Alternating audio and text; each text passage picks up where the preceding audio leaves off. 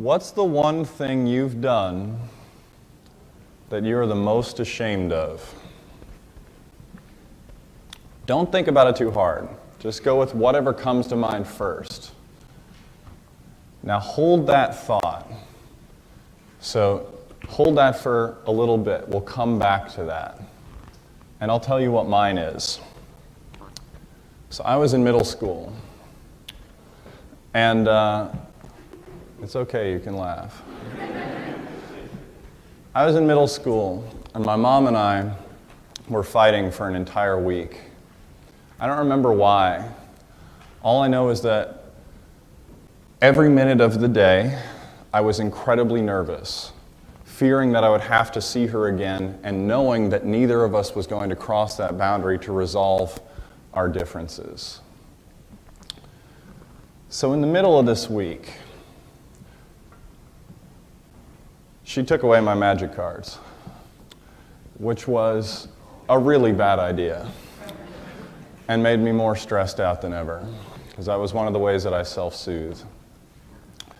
So after a few days in the middle of this week, I'm incredibly stressed out, and I'm in the computer lab at school with my friend Jim. This is a picture of us years later. He wrote the caption. I'm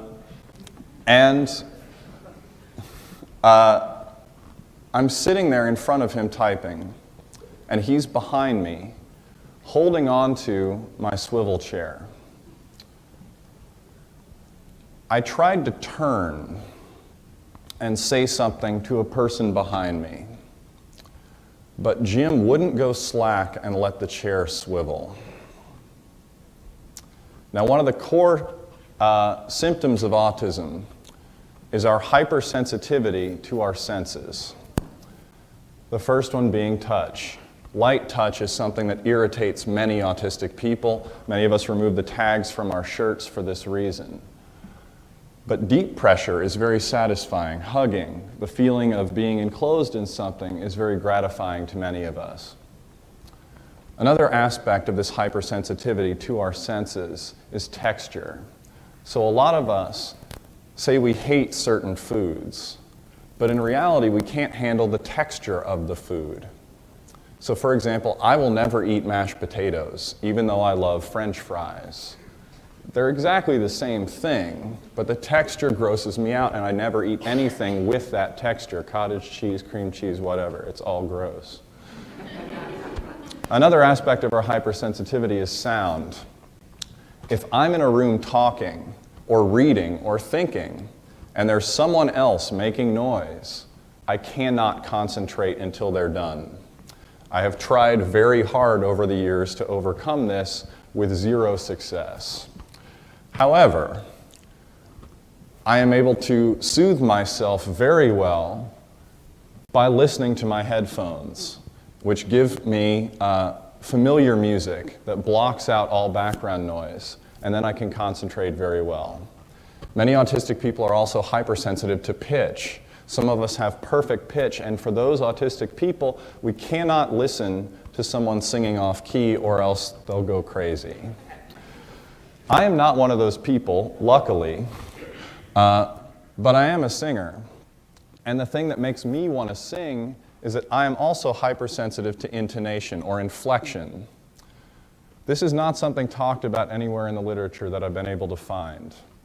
But when I was young, as in elementary school, I would judge phrases not based on the content, but based on the rhythm of the meter.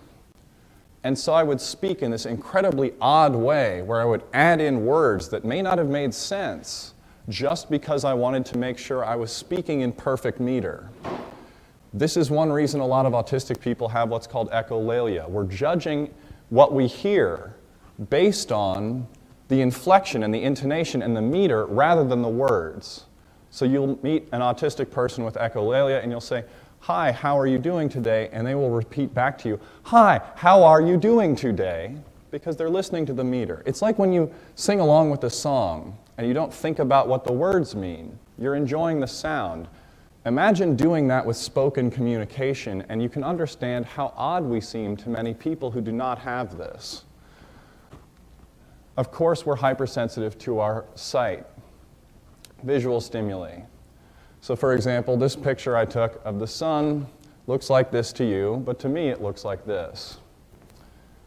As a result, for 20 years, before I realized this about myself, I said, ooh, I hate being outside. I'll never go outside. Every time I'm out there, I get angry, and I didn't know why. And then I found out I just have to wear sunglasses every day, and I'm fine.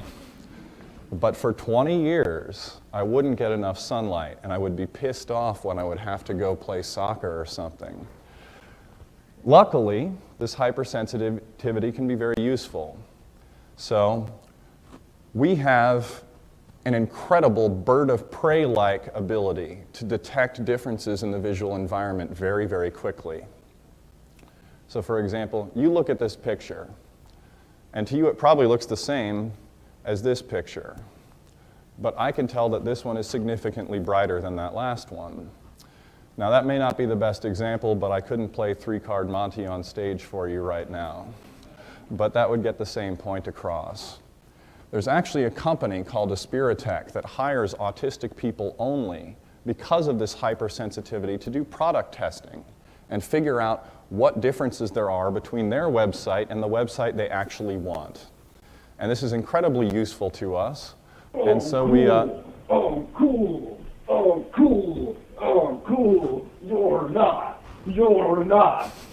cool. So, oops. Cool. So this is a video of me stimming, which is what autistic people do when we're feeling hypersensitive. This is not a sign that something is wrong necessarily. We can just be very excited, and this is how we express it.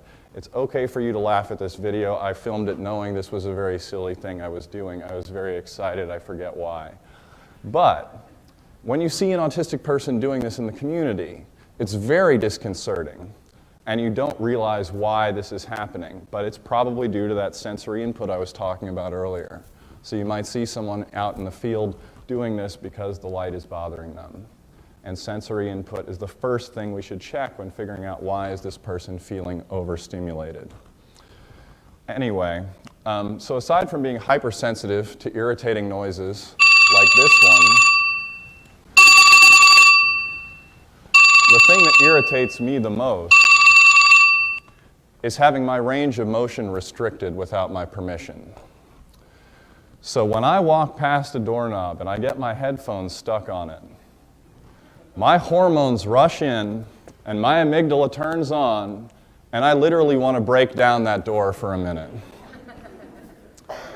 But then my cerebral cortex tells me, you have to calm down. You're not allowed to break down the door. And I stand there and I don't do anything. This is a very common autistic defense mechanism. We have learned that because no one else has the same sensitivities we do, that we're not allowed to express them when they're irritating us. When my mom was vacuuming the wood floor and I would scream at her, "You're driving me crazy, why are you doing this?" she'd say, "I don't know what I'm doing wrong." So, I guess the best way I can explain it is like this. If I continue to talk underneath this noise song that I recorded, most of you are going to probably say, why is no one doing anything about this? This is really irritating. This is how autistic people feel most days. Something like this will happen. And it will drive us crazy, but we know I'm not allowed to express this. However, that day in middle school, when Jim wouldn't let go of my chair, my incredibly stressful week, combined with the fact that this is my number one thing that irritates me the most, is not being able to control my own body, meant that I lost it. And I swung around in that stationary chair and slapped him as hard as I could in the ear. And he fell out of his chair and started crying and screaming at me, "Why did you just hit me?" And I yelled back, "Because you're so annoying and you're always..." And then I realized what I had done. And Jim couldn't hear out of his ear for the rest of the day. Now, I immediately felt terrible about this. But, like most conflicts between young boys, this one eventually did resolve itself. 20 years later, I visited him this summer in India. He's one of my closest and oldest friends. But I still feel terrible about this, the last meltdown I ever had. But I know that he has forgiven me. And I hope that all of you can forgive the immature and imperfect me for making this mistake. You know that I was just a victim of genetics and circumstance. And now I want you to think back to what you thought of at the very beginning of my talk and realize that it was the same. Whatever you did that you feel so ashamed of was no different than the story I just told you. You were overwhelmed. You didn't know what to do, and you made a bad choice. But you're a human. You're not perfect. And you're never going to be, and you're going to make mistakes again.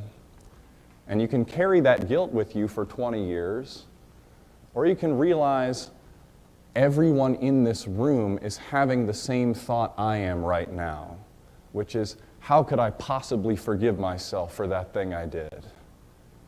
But all of us are in this together. We've all made those mistakes. And I hope that you can forgive yourselves now. Is that something I can ask of you? Is this a reasonable request?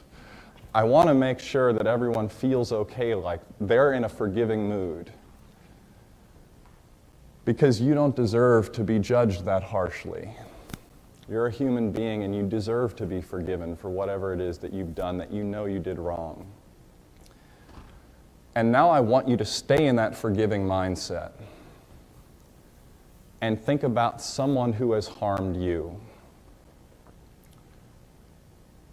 I'll give you an example of someone I need to forgive. Someone who has done something that I think is pretty wrong.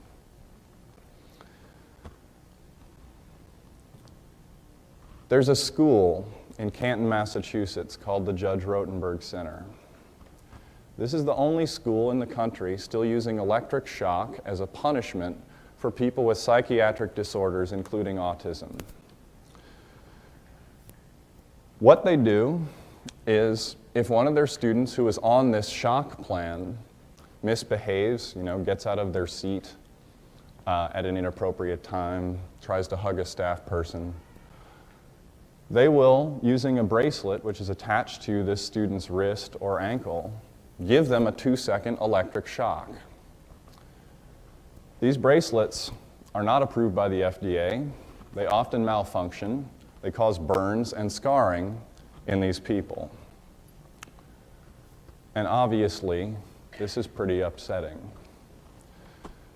Their justification for this is they say, well, it's better than the alternative, which they assume is giving these people a ton of drugs. Now, obviously, yes, psychotropic medication is dangerous and not helpful for people on the autism spectrum.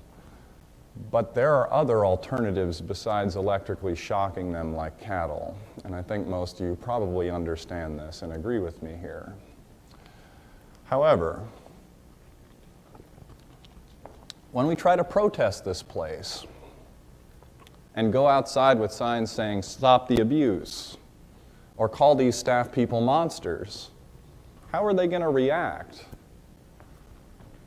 They're not going to say, "Oh, thanks, good point. Everything I've been doing is wrong. You're right, thanks." Of course they're not going to do that. What they're actually going to do is say, "Well, screw him." This is called reactance. When someone challenges you for something you're doing, and as a result, you go further away from them towards whatever you were doing before. I'll give you an example. When I was in high school, the dean of boys forced all of us to wear collared shirts. I haven't worn a collared shirt since, because screw that guy.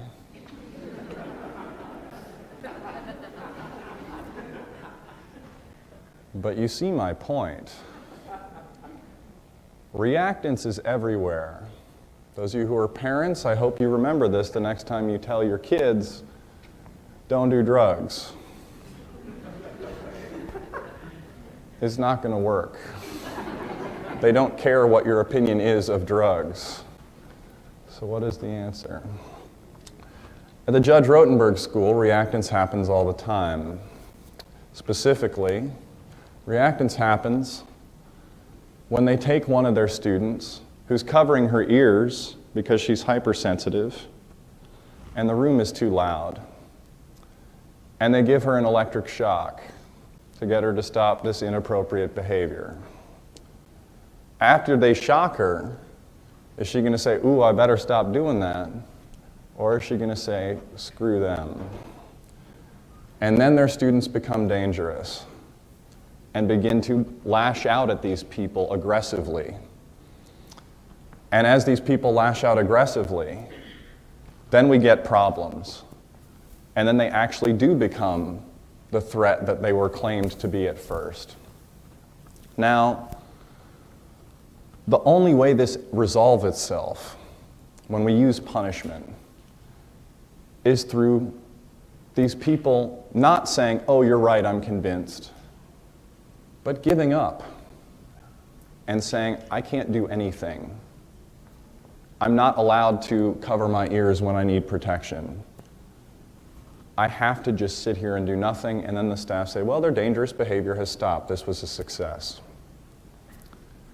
And yes, a lot of us are very angry about this. People have been trying to stop this for many years with some success. And yes, you have to get that anger out. You know, run around, mosh, paint something, build a birdhouse, whatever. But judging the staff as people doesn't help. It doesn't help them, and it doesn't help you. Because all they're doing is the same thing you and I did at the beginning of this talk. They didn't know the right way to do something. They were emotionally overwhelmed by a very difficult situation. And they did something that most of us would say is wrong. Now, it's stupid to hate somebody for being stupid. It's not their fault. You know, I don't hate the staff any more than I hate their students. And it's equally stupid, if not more so, to hate someone for hating, because then you're just creating a loop, and you're no better than they are. But I pity them. I pity these people who don't know what to do and who respond with hate. And I think maybe if we start pitying those people who have harmed you, who you want to forgive, instead of hating, we can talk to them, instead of maybe trying to unsuccessfully battle them into submission. It's never going to work. What? It's not going to work. What do you mean? Do you want to come talk about this? Okay.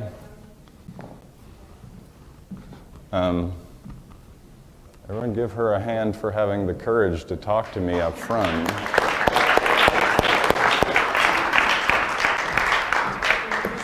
Yeah, you can use this mic, I think. Here you go. I think it's on. Is it on? Hi, What's your name? I'm Rachel. Hello, Rachel. I'm Noah. So what do you want to say? Well, I was just thinking about what you were saying, and I don't think that forgiving people for something that's like truly, really coming from an evil place like that is going to be effective in solving or changing anything. Well, I think there's probably a lot of people here who agree with that, and I think that's a fair point. But I also don't think that judging these people is going to do anything better. And I think that if we have this cycle of hatred, it's only going to make things worse. Okay, but what you would be doing, you know, what you're doing right now, the way that you're talking about this stuff, like protesting what they're doing isn't coming from a place of hate. You know, it's coming from a place of loving people and wanting to change something for the better. Well, I guess the issue with that, and I've thought about this too,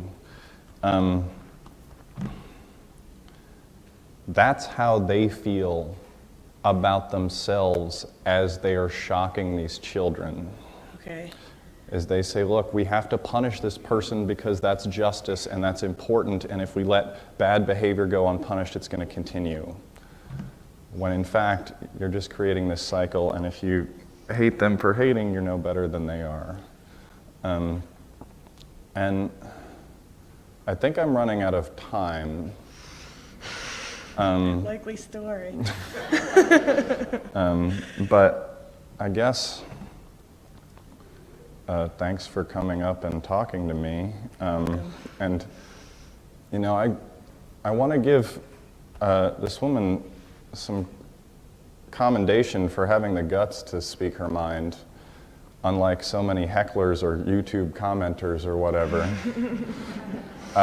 It's a shout out. And talk to me like a human being. And I guess if anyone else wants to talk to me reasonably, you know, about this issue, you're welcome to, especially the staff at the Judge Rotenberg Center, who I want to say before I go, you have the power to stop shocking children right now. You can actually do this. You are capable of having that responsibility. Please stop. I will forgive you for what you have done. And anyway, thanks. I guess, Rachel, I hope that I've convinced you a little bit, and if not, I hope that we can respect each other and forgive one another and care about each other as people, despite these things. Do you want a hug or something?